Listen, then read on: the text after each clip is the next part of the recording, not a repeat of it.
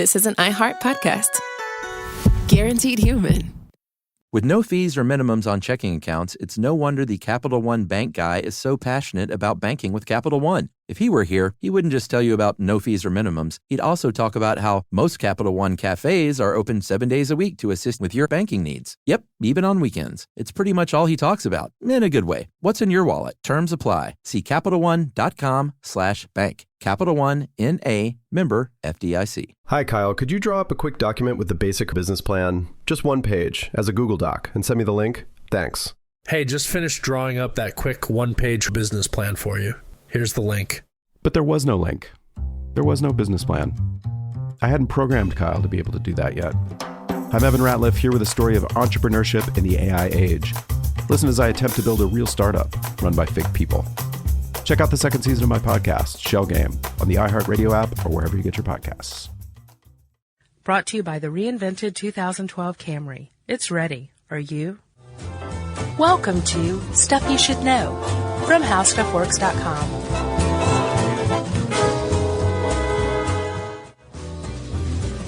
Hey, and welcome to the podcast. I'm Josh Clark. With me, as always, is Charles W. Chuck Bryant. And this is Stuff You Should Know. That's right. A Shark Week edition. Shark Week edition. Ka-ching! Happy Shark Week, Chuck. Happy Shark Week, John. In honor of Shark Week, I got you a little present. Wow. Yeah. What is that? It's the Jabberjaw DVD box set. Oh, is it? Yeah. That's awesome. Thank you. Yeah. I was going to get you Speed Buggy. If I am correct, then this should be coming out the Thursday before Shark Week. Oh, good timing. Yeah, so Shark Week actually starts in 3 days on Sunday. I'm so embarrassed that I give you your present early. Oh, that's okay. Okay. We like to open on Christmas Eve here. Are you doing okay? You feeling good? Yeah, I thought that we wouldn't be able to find anything here to do on sharks, but we never really covered specifically shark attacks. Yeah, I think it's high time we did, because I think that thanks to a growingly, increasingly enlightened populace, sharks are losing a lot of the bad rap they had. Yeah. For many, many years. Since 1975. Yeah, and I feel like we're here to kind of help hasten that along a little bit. And strike fear into your hearts. Well, it depends. This is going to be kind of a roller coaster ride. Yeah. Because this article is a roller coaster ride. We're talking about how shark attacks work. That's right.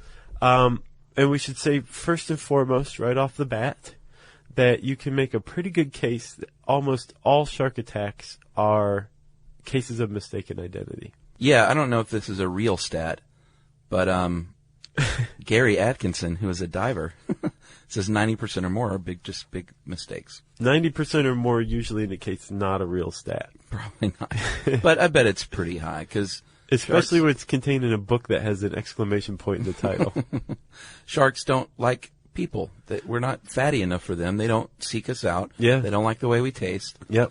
And when they bite us, they probably think we are a big turtle or a sea lion. Yeah. That's what's going on.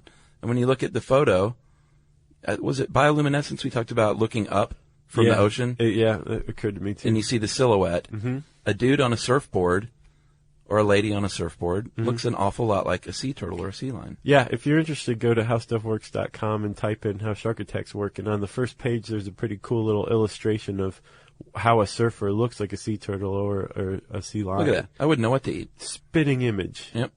The point is by looks, you may look like a sea lion. Once the shark figures out that you're not, however, it's probably going to leave you alone. The great white, we should say. Yeah, but of course it may be too late at that point. In between those 2 points, the shark's going to bite you probably. Yeah. Especially if it's a great white. That's pretty much the number one reason for shark attacks, like we said, is you are confused for another food source. And if it is a great white and you are bitten, it'll probably leave you alone and not come back. Right. And depending on the severity of that first bite, that test bite, as they call it, which A, could be, I think, your food, or B, apparently there's a food chain of sharks even. Well, they will like bite another shark to say, dude, get away from me.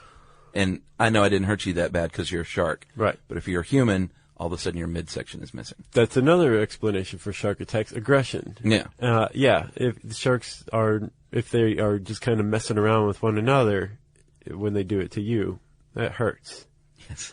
Confusion, aggression, hunger is another one too. And if you're like, say, a spear fisherman and you're just laying waste to like a school of fish, ka-ching, ka-ching, ka-ching, right? Like that. Yeah. And the fish are flapping around. Sure. Blood. And they're bleeding. Yeah.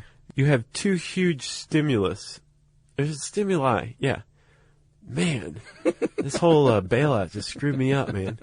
That the sharks can pick up, that they are specially designed, if you believe in intelligent design, to pick up blood in the water. Yeah. And They can smell that stuff for miles, dude. for miles. And I couldn't find any actual real stat on that. I think I've seen like another one of those shark stats though, which are always a little hinky, which is like they can smell blood, like a drop of blood Right. for 5 miles or something like that. Yeah. But let's They just can say smell some blood. They can smell some blood. Yeah. The other way that they're being attracted is the fish flapping around actually generates electrical impulses. Yeah. And the shark have an organ called the ampullae of Lorenzini. You should say this, Chuck. Ampullae of Lorenzini. Yes. Which is basically a series of tubes that are connected, that connect the exterior of the skin with electricity or electrical sensing cells. Yeah. That basically it's another way of sharks detecting movement, prey. Yeah, it's on the snout. So when you have a bunch of fish dying, it's going to attract the shark, and if you're standing in the middle of it, the shark's not really going to care what you look like or what you're doing. They're just so worked up, it's going to bite you. Yeah, and confused maybe. Yeah. What I learned from this article is you don't want to confuse a shark. No, and you don't want to be standing in the middle of their prey, like a big mass of their prey. And also, too, I know we pointed this out before in the, I think, How to Defend Yourself, but the Ampullae Lorenzini. Kind of botched that one. Yeah. It's in the snout, so that's why they tell you to, like, try and headbutt or punch the shark in the mouth, or in the snout. Can you imagine taking a sock right to the electrical cells? I can't imagine delivering that punch, like having the wherewithal to be like, oh, I'm supposed to punch you now. I don't know, man. I'm missing an arm. I think you might surprise yourself. You just react. If you have a healthy ego, then you would, you'd probably punch that shark. I don't. I don't. You can't say that. You just haven't been put in any life-threatening situations yet. Oh, okay. Yet. Hi, Kyle. Could you draw up a quick document with the basic business plan, just one page, as a Google Doc, and send me the link? Thanks. Hey, just finished drawing up that quick one-page business plan for you. Here's the link. But there was no link. There was no business plan. It's not his fault. I hadn't programmed Kyle to be able to do that yet. My name is Evan Ratliff. I decided to create Kyle, my AI co-founder, after hearing a lot of stuff like this from OpenAI CEO Sam Altman. There's this betting pool for the first year that there's a one-person billion-dollar company, which would have been like unimaginable without AI, and now will happen. I got to thinking, could I be that one person? I'd made AI agents before for my award-winning podcast, Shell Game. This season on Shell Game, I'm trying to build a real company with a real product run by fake people. Oh, hey, Evan. Good to have you join us. I found some really interesting data on adoption rates for AI agents in small to medium businesses. Listen to Shell Game on the iHeartRadio app or wherever you get your podcasts. The moments that shape us often begin with a simple question. What do I want my life to look like now?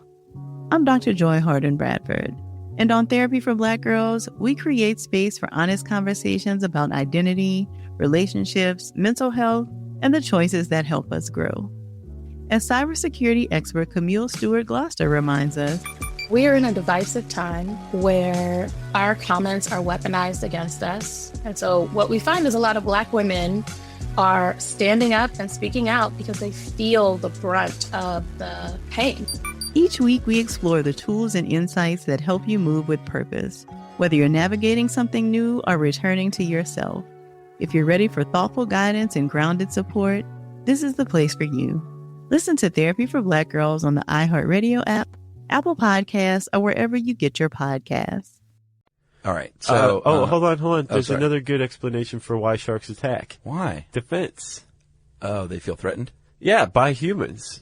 Oh, divers that tug on the nurse shark? Yeah, the nurse shark's a big one that likes to attack when somebody pulls on its tail. Yeah, and why people do this, I don't know, but apparently the nurse shark is kind of funny in that it sort of will be still at the bottom of the ocean. Right. And it wears a wig and the old nurse's cap. But you're like, I gotta push that thing around. Exactly. But apparently there are some divers who will tug on their tail because they think it's just some harmless game. Right. And then they find out that could lose a hand. Because the nurse shark is generous with its bite. That's right. So, because of jerks like that, pulling on nurse shark tails, there is a division in the statistics of shark attacks. Yeah. Provoked and unprovoked. Yeah. Jerks and what the heck happened. Or stupid people and what the heck happened. Sure. Why do you provoke a shark? So let's talk about what goes down with the shark attack. Okay. Here's the fair warning part. We're going, we've just been climbing a hill. Now we're about to go down the hill on our roller coaster ride. Okay. Okay? Well, this is when you'll have fear. Should I read the Jaws thing? If you want. I might as well. Okay. All right, this is Quint from Jaws. The thing about a shark is he's got lifeless eyes, black eyes like a doll's eyes. And when he comes at you, he doesn't even seem to be living till he bites you. And those black eyes roll over white. And then... ... Thank you. You're the Rich Little of this podcast. That was not a good Quint, but it is in my top 10. Used to be in my top 5 all-time movies. Jaws? Yeah. What knocked it out? I don't know. Just over the years, things build up. Jaws falls behind a little bit. Yeah. What knocked it out of the? I don't know specifically what knocked it out. I'm sorry, but Jaws Surrogates was one of them, wasn't it? No. Every time this movie's on, I will watch it, and I do not get sick of it. Nice. It's one of my favorites. Oh, so here's where we scare the crap out of you, because usually you will learn that you are being attacked by a shark by getting run into by a car is what some people have said it feels like. It depends. Again, it depends on the shark. So we should point out the 3 most deadly sharks are great whites, tigers, and bull sharks. Yeah, bull sharks are mean. If you get hit by what feels like a truck, it's probably a bull shark. If all of a sudden you're missing an arm, it was probably a great white. Or possibly a tiger. But it seems like bulls and tigers are the ones that bump you first, and the great white takes the test bite. Yeah, and bulls are known, too, for being one of the more aggressive as far as, usually a shark will bite you and then kind of leave you. Right. And the bull shark is one of the only ones that'll come back. Yeah. Repeatedly. Or if someone's trying to save you, they might attack them. Yeah. They'll hang around a little more than I'm comfortable with. One of the other big problems with the bull shark is that they attack in shallow water. Yeah. So, if you see a bull shark, just run. So, what's going on here with the test bite? Well, A, it could be a test bite. B, when they feed on, a sea lion, they don't just go in there and, feed on it like a frenzy until it's all gone. They bite it and then let it bleed to death. And then, once the animal is dead, then they'll go in and chow down. Yeah. So, pretty frightening if you're a person. It is. So you're saying that it's like getting hit by a truck. Let's say it's a bull shark attack. That's a quote from Dawn Schauman, who was pregnant as a lifeguard when she was attacked in Florida in 1993. And she survived because she wrote a book about it. Another person who wrote a book, I believe, is surfer Kenny Dout, D-O-U-D-T. Dout. Okay, sure. And he was doing his surfing thing in 1979 in Oregon. I didn't know you surfed Oregon. Yeah, sure. Surf Oregon? Well, you got to have the wetsuits. It's cold out there. Man, I'll bet. But it's cold in Southern California, too. Sure. Pacific states Oregon. Pretty cold. Jeez. Yeah. Anyway, Kenny Dout was surfing, and all of a sudden, he was a shark. Now, this is probably a great white, because all of a sudden he was in the jaws of a shark. Right. And it had him and his surfboard in its bite, and the surfboard probably saved his life. Yeah. Because that shark was originally trying to, because he couldn't get that full bite down, he's apparently very determined. Yeah. And he kept trying and trying for about 20 seconds by Dout's estimate. Jeez. Dout was totally out of the water. He was pulled under the water, and the shark couldn't get him under because, again, the surfboard.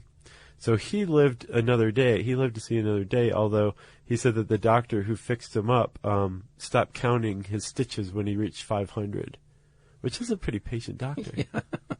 But also kind of lazy. Like, why do you get there and just be like, you know what, forget it? He took them all out at about 250 because he forgot where he was and started over. And this is the guy that said he heard his, like, ribs breaking, right? Yeah. Oh, man. All right. You have to remember, people, roller coaster. This is extremely rare. Chuck, we talked about how, like, the great white feeds. Yeah. Bite, leave you to bleed to death, come back and feed on you. Yes. We talked about the bull shark. It hits and then circles, hits you again, circles. And then eventually it's going to bite you. And like you said, like it'll attack somebody coming to try to rescue you. Yeah. The tiger shark is one of the deadliest ones, especially out in the deep sea. Apparently, they like to pick off the weak and the wounded. Like, and they'll circle for a while, and then they'll bump, and then they'll bite. And there's this very famous story of the USS Indianapolis that was sunk in the Pacific in 1945. The story Quint tells. Oh, yeah. He was one of the dudes. Oh, okay. Or, his character. Okay. Not Robert Shaw. Right. Although, man, that would have been some serious... Yeah. Would that be method or character? I don't even know. That's like real life. Yeah. I guess it's not even acting. No. So in 1945, the Indianapolis sank, and 1,000 crew members survived the sinking. But by the time the rescuers showed up a few days later, there were only 317 men left, thanks to shark attacks. Yeah, and these tigers were just circling them, and like, according to Quint's story, which is pretty accurate, just like, you'd be talking to a guy, and all of a sudden he's gone. Yeah. And you're just waiting. And it didn't get called in because wasn't it they were delivering the bomb? Oh, right? Yeah. Is that right? They were delivering the bomb, which is why it was such a top-secret operation. And because it was top-secret, it didn't get called in and reported missing for like a couple of days even. Wow. So it was pretty scary stuff. Jeez. Yeah. All over. So that means that there's a undetonated nuclear bomb at the bottom of the Pacific? Actually, I don't know that part. I would guess. I mean, if they were delivering it and it was sunk. I'll have to look into that. Or maybe, I don't think Steven Spielberg made that up. I think that's real. Yeah. It's definitely in the movie, though. Steven Spielberg is not known for making things up. What? There's like aliens? ETs? So you did say something kind of important here about finally tiger sharks out in the deep sea are a little more dangerous. Yeah. Most people get attacked closer to shore, and that doesn't mean you should be afraid because close to shore is dangerous. It's just because that's where the people are. Yes. So most people don't swim out, in the middle of the deep blue ocean. Yeah. This guy wouldn't. No. Well, that's part of the point. So back down another hill. It's a little bit scary now because we're going to talk about what happens during the shark attack, or what the shark attack does to your person.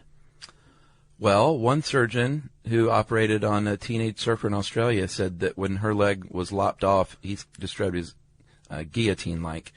So it can be very swift in the case of a limb and very clean, and all of a sudden there's just no arm there anymore.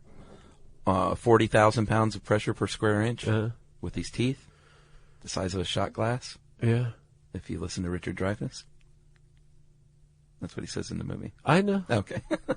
Have you ever seen Jaws? Sure I have. Oh, okay. I don't know if it was ever in my top 10. It's like up there for sure. It's such a great movie, but I don't. Okay. I can recognize when you say things like Quint and size of a shot glass, and okay. Hooper and all that stuff. Do you remember what Roy? What's his name? Scheider. Yeah, what his character was? Chief Brody. Okay, very nice. Adrian Brody. No, not Adrian Brody. So if you don't lose a limb, you're probably going to get like a large piece of your flesh removed, like from your thigh or from your midsection or something like that. Yeah, usually if you're getting attacked by a good-sized great white, it's going to get you in your midsection, like you said. Yeah. And you may end up like a guy named Rodney Fox, who was a spear fisherman who was attacked near Adelaide, Australia in 1963. And basically he was bitten from shoulder to hip. Yeah. and a lot of him was missing after that. Have you seen pictures of that guy? Yeah, I did when I researched the shark stuff a couple of years ago. It's like a shark bite missing from him. Yeah, like a little crescent moon out of the side of him. I don't know if little's the right word. Well, yeah, it's not little. Yeah, that's a pretty startling time-life photo, I think. You're probably going to die by bleeding to death Yeah. because you're going to be suffering from massive amounts of blood loss at this point, and by the time you get into shore and get someone there to help you, it's maybe too late. Yeah. So having someone on shore that can stop the blood is like really key to your survival. Yep. And there's a kid who was attacked off Cape San Blas in 2005 who was saved because a doctor and a nurse happened to be on shore on vacation. Wow. And they stopped the bleeding by putting pressure on his leg, which I assume was where the shark bit him. Yeah. But if you're in cold water, you actually have something in your favor in that the cold water is going to slow down your physical processes. Yeah. So including your blood loss, so you won't waste as much time in the trip to shore. Right. So I guess the Pacific Ocean would be a little better. Yeah. In Oregon, Surf Oregon. Yeah. And then another thing you're going to run into is infection because you just got bitten by a shark and you rolled around on the beach and people were touching you and, you know, they're teenagers and lifeguards and stuff like that. And they're all dirty. And you might get an infection from it. I know, that seems like it'd be the least of your worries. But can you imagine, though, like surviving the shark bite but then dying from an infection from it? I cannot imagine that. Especially in this day and age. Very sad. Okay, so we've got we talked about the 3 deadliest types of sharks. Yeah. The tiger, the bull, and the great white. Why are they so deadly, John? Well, there's a reason. And they're actually, like, they kind of fly in the face of the idea that they're deadly because they want to kill you and your whole family, and they would come into your house at night if they could, which is the prevalent view of sharks, or it was at least until about 5 years ago. But these things are extremely widespread. You can find them all over the world. Yeah. They're big enough so that a human, which is a pretty good-sized animal itself, ourselves, can look like prey, which is something they're interested in. They're powerful enough so that initial test bite can kill you, even though the shark was like, "Ooh, this is gross." Like a little reef shark, you're going to have a little bit of troubles, but you know, you could probably get over that. I think the worst thing that can happen to you underwater, besides losing your life, is one of those little fish swimming into your urethra. What? Yeah. That happens? Yeah. What? Yes. All right. I'll show you later, man. Really? Yeah. Man. In I believe the Amazon. What does it do? Exactly what I just said. Yeah, but I mean after that. Feeds. Once it's in there, it feeds? Yeah. Oh, good Lord. So, I have a new thing to be terrified of. The other factor that makes those 3 the deadliest sharks is that they're at the top of the food chain, which means that they're not afraid of humans. Yeah. If it knows you're a human, it's not going to be like, "Oh God, a human." It'll be like, "You know what? I'm feeling a little hinky today." So those are why those 3 are the most dangerous. But like we said, hammerheads, makos, nurse sharks, reef sharks, black tips, they can all bite when threatened or by mistake. It happens. I remember when we swam in the Georgia Aquarium, hammerhead sharks were in there. Yeah. And I wasn't super worried because people do this all the time. But it's still at one point I did look down and see that hammerhead shark, 10 feet from me. Yeah. And think, all right, well, there's a shark. Yeah. And this is as close as I've ever been to one. And it is so weird looking. Actually, not as close. I saw one in a wave one time when I was in the ocean. A hammerhead? No, just a shark, like, jetting through a wave that was crashing over me. Cool. And he just flew by. I saw, like, the silhouette. A wave is like nature's aquarium. Yeah, and I told the guy, the lifeguard, I was like, dude, I just saw a shark, like, really close to me. He said, how big was it? I said, about 3 feet long. He's like, what was he doing? I said, he's sort of just surfing through the wave. He's like, it's fine.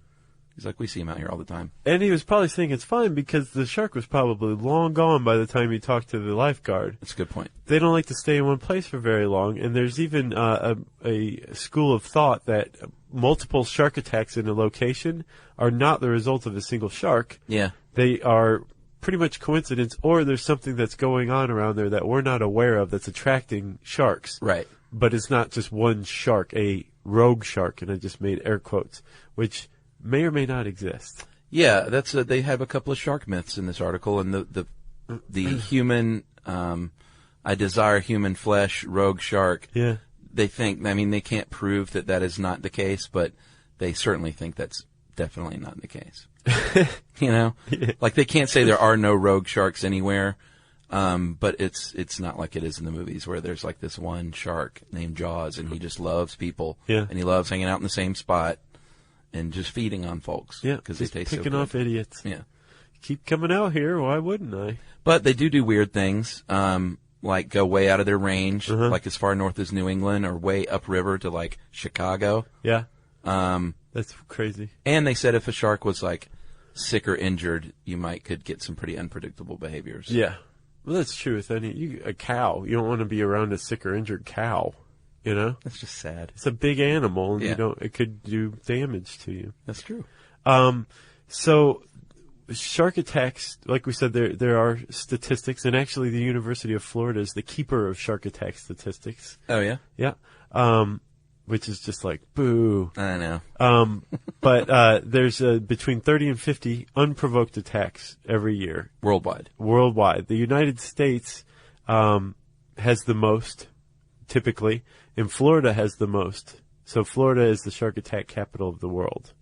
But even still, we're talking about 37 a year, maybe. And that's at the top end. Yeah. 10 to 37.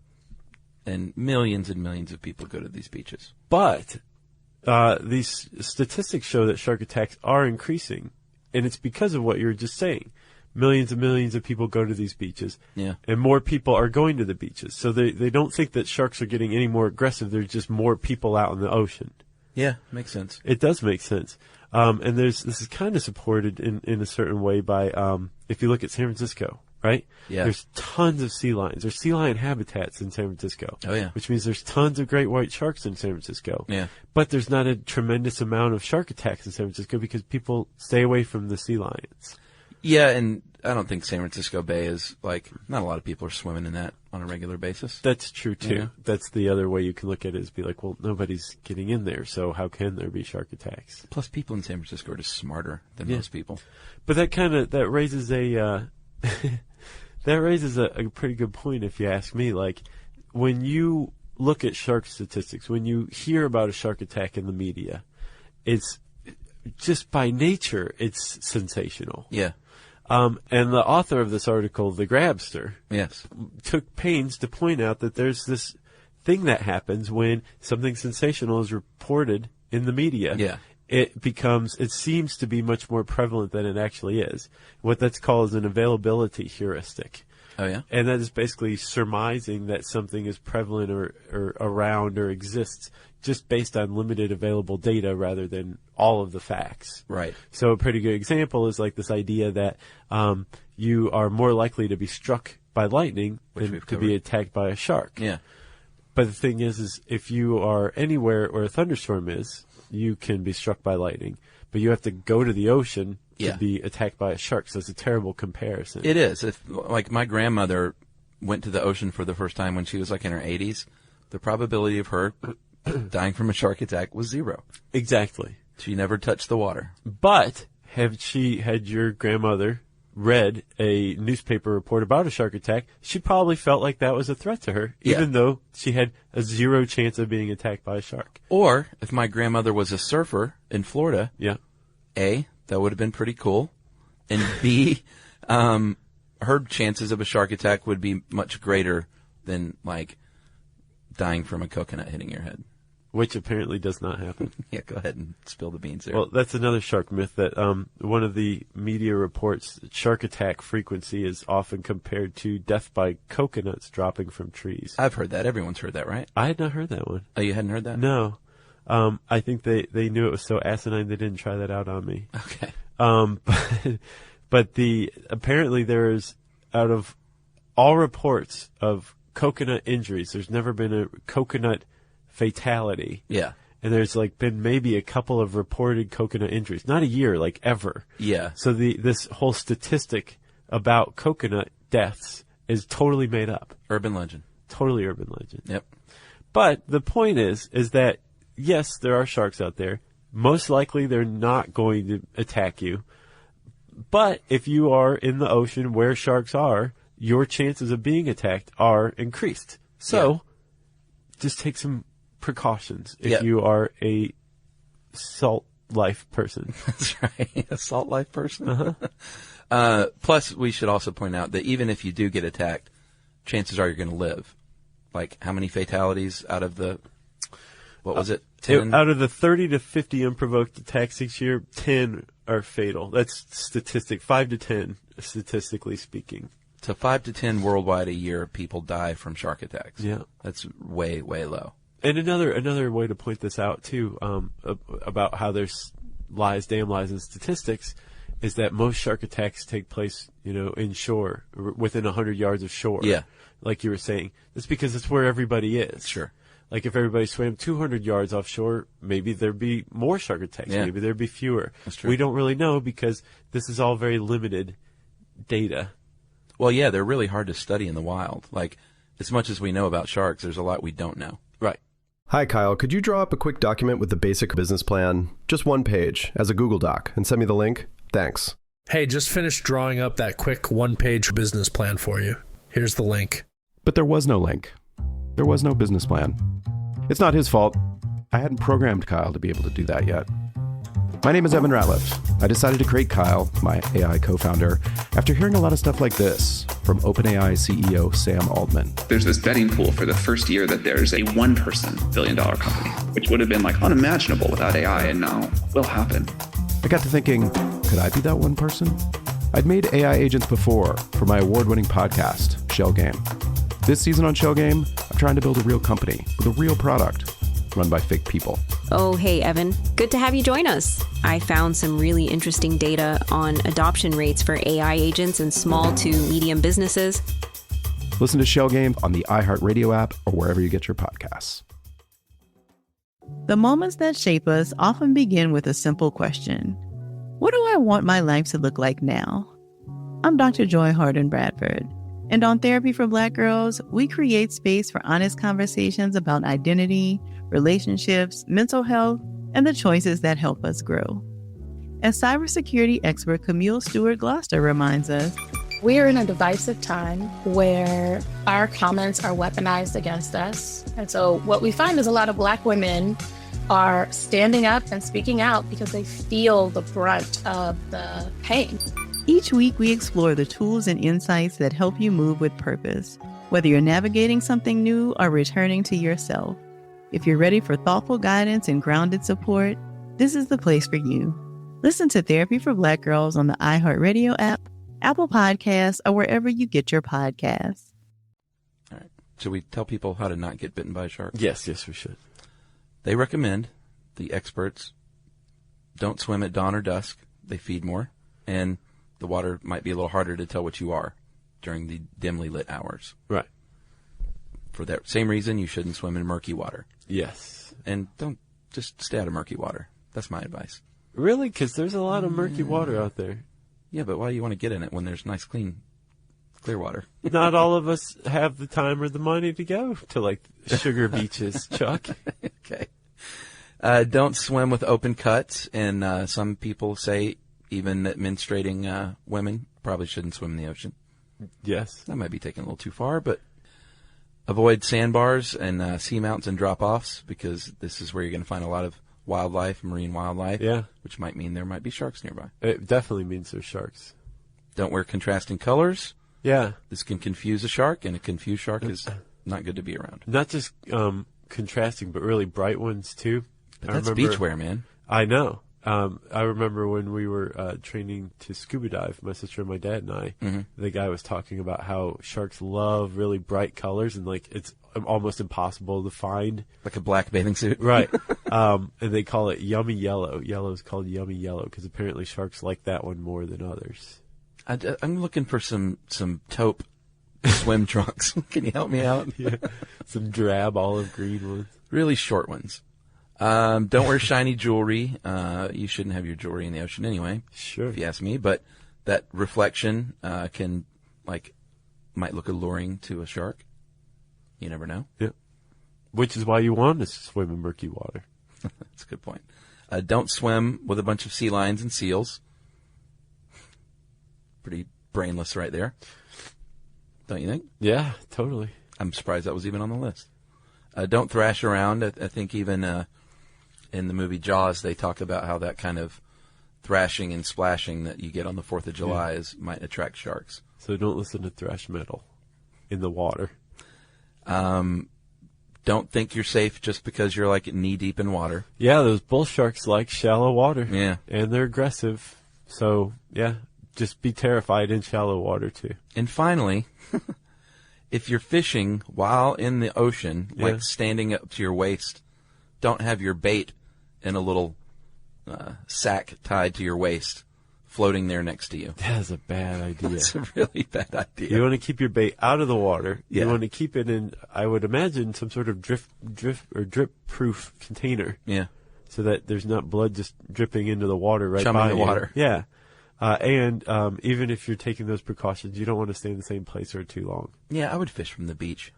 That wasn't the last one. The last bit of advice is don't swim when there are sharks in the water. Yeah, because you can see them sometimes. Yeah, and if you do see them, don't go swimming. That's what I would do, too. But if you are ever in a shark attack, fight back. People who punch the shark in the old ampullae. Yeah. Or bite the shark or headbutt the shark or do anything they can to beat the shark up have been successful in chasing sharks off. Especially, I get the impression great whites are kind of wusses. Grabster called them wimps. Yeah. Like they don't like to fight back. Or I guess they don't like to get punched in the ampullae of Lorenzini. Yep. So I guess since we mentioned Jaws a few times, we should finish up with the famous Jaws effect, as it's known. Yeah. Which was a big deal in 1975 with the book first and then the movie about A, people being scared of the ocean for the first time, and B, these rich jerks all of a sudden going out with high-tech equipment and like killing as many sharks as they can. Right. Just so they can have a big jaw to hang on their wall. They had like whole trophy tournaments. Yeah. Called monster fishing, I think is what it was called, where you just catch and kill as many sharks as you could. And they still have these tournaments. They're all like catch and release now. But before it was unfettered shark slaughter. Yeah. Directly because of Jaws. Yeah, and so much so that I think Peter Benchley even expressed regret later on that something he wrote, led to this like slaughter of these innocent animals. He actually became a conservationist. Did he? Yeah. I'm not surprised. I wonder what Spielberg thinks about all that. I don't know, but you did find this article written by a marine biologist who said, yes, this is true. Jaws did have this terrible effect, but it also had a really positive effect in that it totally opened people's eyes to sharks. Yeah, period. And even the ensuing slaughter that came afterward woke the shark community, people who were studying sharks, up. Yeah. And said, whoa, we don't know enough about these animals for everybody to just be running around killing them. We need more funding. So funding went into it because there was public interest. And there was a whole generation of shark biologists that were inspired to become shark biologists thanks to Matt Hooper. Yeah, and this guy himself said that he wanted to be Matt Hooper, this like the only guy in Jaws that was like really smart and really knew a lot about what he was doing. Like Brody obviously was a sympathetic character, but he didn't. Adrian Brody. He didn't even like being in the water. But Hooper comes along and with his shot glasses and his beard and all his high-tech equipment. The shark, you go in the cage. Plus, cage goes in the water. Yeah. Sharks in the water. Yeah. So great. Plus he looked so cool with his rolled up jeans and his blue Keds. Yeah. Go Matt Hooper. What a great movie. If you want to learn more about sharks, we have a ton of stuff on this site. You can type sharks into the handy search bar at howstuffworks.com. Don't forget to type in how sharks work. And on the page 0, it'll bring up that cool image that shows what you look like to a shark when you're on a surfboard. You look like a sea turtle. Yeah. I said search bar, didn't I? You did. That means it's time for the listener mail. That's right, Josh. I'm going to call this... But what do you know? We have French listeners. Oh, yeah. I'm going to read one, and then I'll read off the names of the other Frenchies who wrote in. Because we mentioned in a recent show that we never get email from French listeners. I know. And we got emails from French people, and then we got angry emails from people saying, whoa, are they supposed to learn English just so they can listen to your show? Yeah, yeah. And I was like, dude, that's not what I meant. Everybody take a chill pill. All right. Everybody's listening to some thrash metal. Yesterday, I was heading back home after work. I listened to one of the latest episodes about Les Mousquetaires. I guess it's the Musketeers in French. Yeah. I was enjoying listening, and all of a sudden, out of the blue, you mentioned that you wondered if there were any French fans. Voila, which means here I am. Me voilà. Oh, sorry. Me voilà. My name is Sylvain, and I'm a French fan.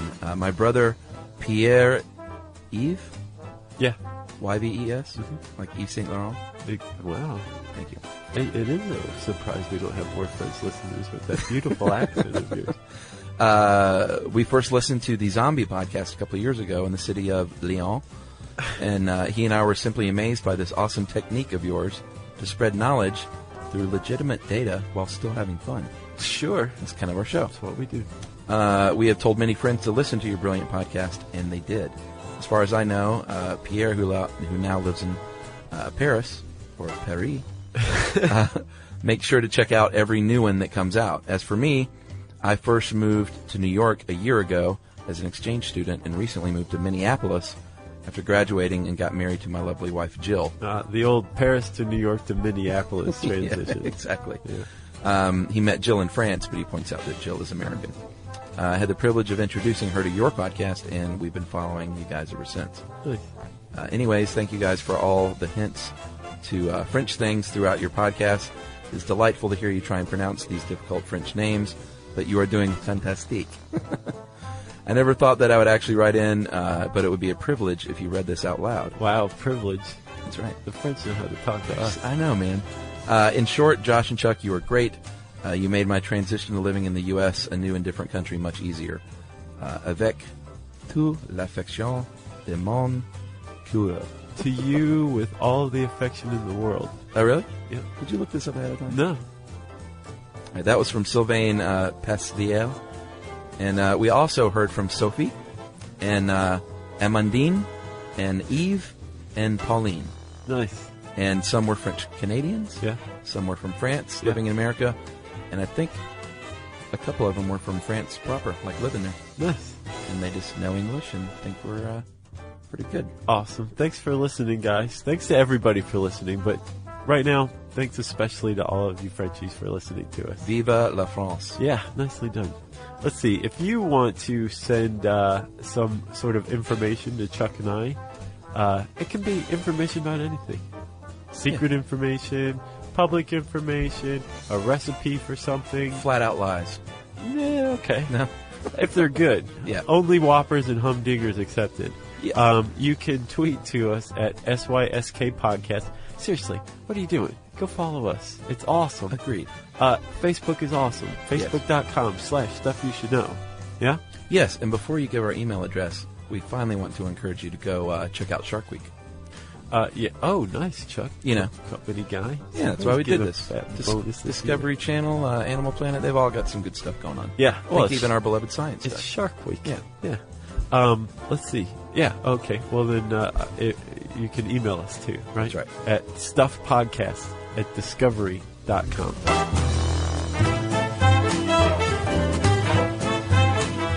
For more on this and thousands of other topics, visit howstuffworks.com.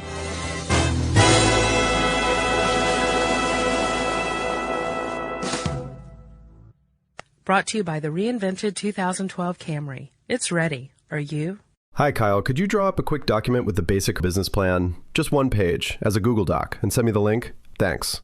Hey, just finished drawing up that quick one-page business plan for you. Here's the link. But there was no link. There was no business plan. I hadn't programmed Kyle to be able to do that yet. I'm Evan Ratliff, here with a story of entrepreneurship in the AI age. Listen as I attempt to build a real startup run by fake people. Check out the second season of my podcast, Shell Game, on the iHeartRadio app or wherever you get your podcasts. Hi, I'm Danny Shapiro. We were in the car, like a Rolling Stone came on, and he said, "There's a line in there about your mother." And I said, what? What I would do if I didn't feel like I was being accepted is choose an identity that other people can't have. I knew something had happened to me in the middle of the night, but I couldn't hold on to what had happened. These are just a few of the moving and important stories on my 13th season of Family Secrets. Listen to Family Secrets on the iHeartRadio app, Apple Podcasts, or wherever you get your podcasts. This is an iHeart podcast. Guaranteed Human.